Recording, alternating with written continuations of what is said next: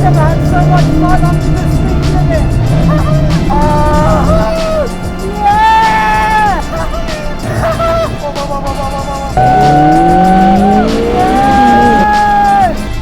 I feel like this to be.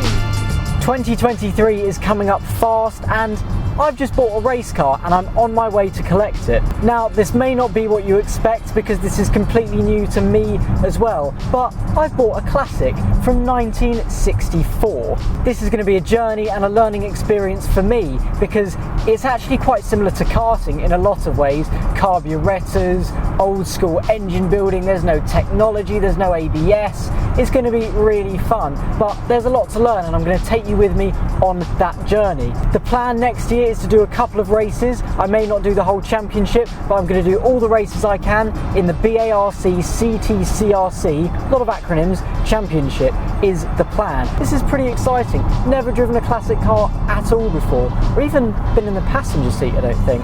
Yeah, I'll try not to stall it with its racing clutch, racing flywheel, so this might be an embarrassing experience.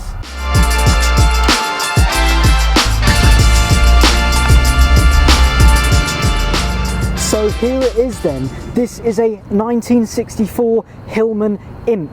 Well, technically speaking, it's a Fraser Imp because this has a signed letter from Alan Fraser himself saying that this can be called a Fraser Imp as it is such a good replica of the official race car. This was converted into a race car in around 2006, I think, early 2000s. This went from a regular Hillman Imp to this Fraser Imp replica. It's got all the modern racing equipment, so we have a racing fuel tank here, we have a new radiator system which has the radiator at the front, which the original Imps didn't have, but that caused a lot of issues, so for a race car that's changed. This is actually fully race ready. We've got the bucket seat steering wheel, we've got all the isolator switches as needed by the MSA, we've got MSA roll cage, it's been scrutineered and checked. This is ready to race, but I'm still going to do a few things. I'm still going to refresh some of the cage foam, new seat, give it all a good clean, and in the process of cleaning I'm going to learn a lot about this car. I've already pulled it out of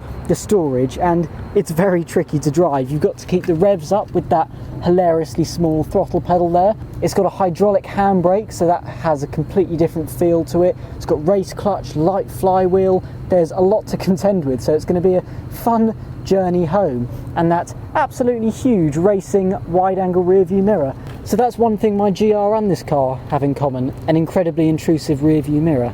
But yeah, very excited. Let's take it home. I'll give you some of my first impressions. Here we go then, my first drive in my new race car, and yes, it's fully road legal for anyone wondering. Off we go. Bit of a bumpy road. It's like the steering wheels are on an angle like a go-kart.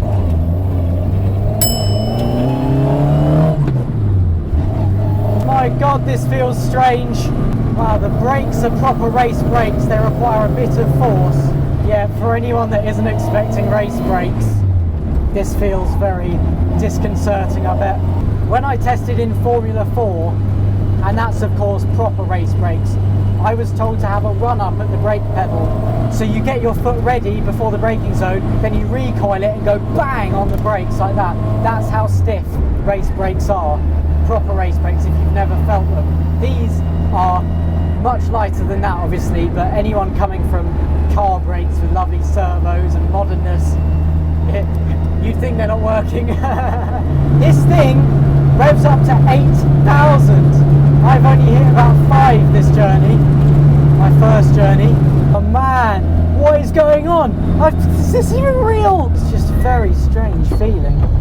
Let's reel off some stats about the car. Originally they were built to be a 998 engine. This is a race engine, so it's a 1040 built by Shrigley Engineering, who is an Imp specialist.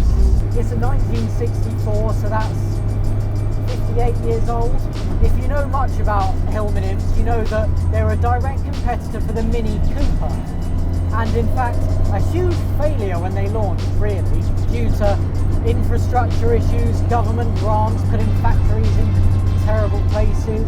So there were lots of teething problems when this was rushed through to be finished to compete with the Mini. But now these race ones that have been converted have all the problems solved. They had issues with the throttle bodies, the automatic choke and things, but all these race cars have that completely sorted out. It's the car that it was meant to be when it was launched in a way, and this car is fully race ready. It has been raced this year, earlier on in the season, and for the past sort of 10 years as well. It's just a 4-speed transmission, nice and simple, no centering spring on the gear stick, incredibly short throw, disconcertingly short throw in fact. I just can't stop smiling. I mean, it's not a relaxing experience by any stretch of the imagination, but it's fun. Is this how fun driving used to be? Oh yes. Oh, it's purring. It's purring, it loves it.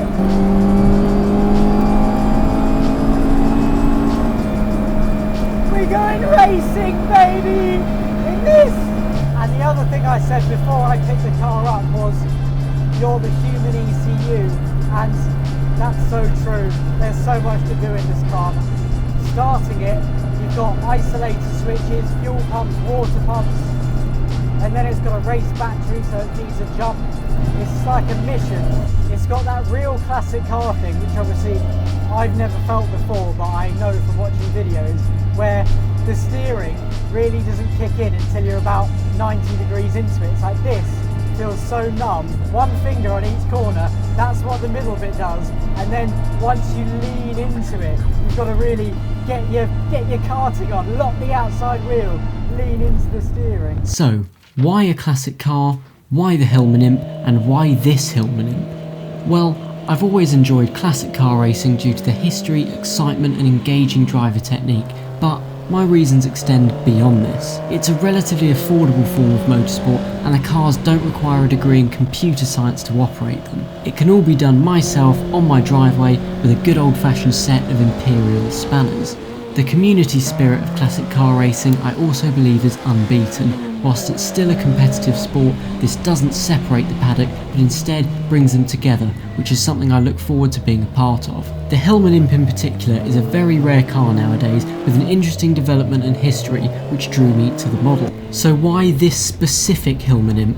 Well, it's race ready and it has just had a lot of rebuilt components. It also has a long racing history and is accompanied by a signed letter from Alan Fraser himself, allowing it to be called a Fraser Imp as it is such a good replica of his team's cars back in the 60s and 70s when they were originally raced. It's also eligible for every series that I'd want to do, and maybe even some Goodwood events also, so I won't have to make huge changes to it. So what are my plans immediately next for the car?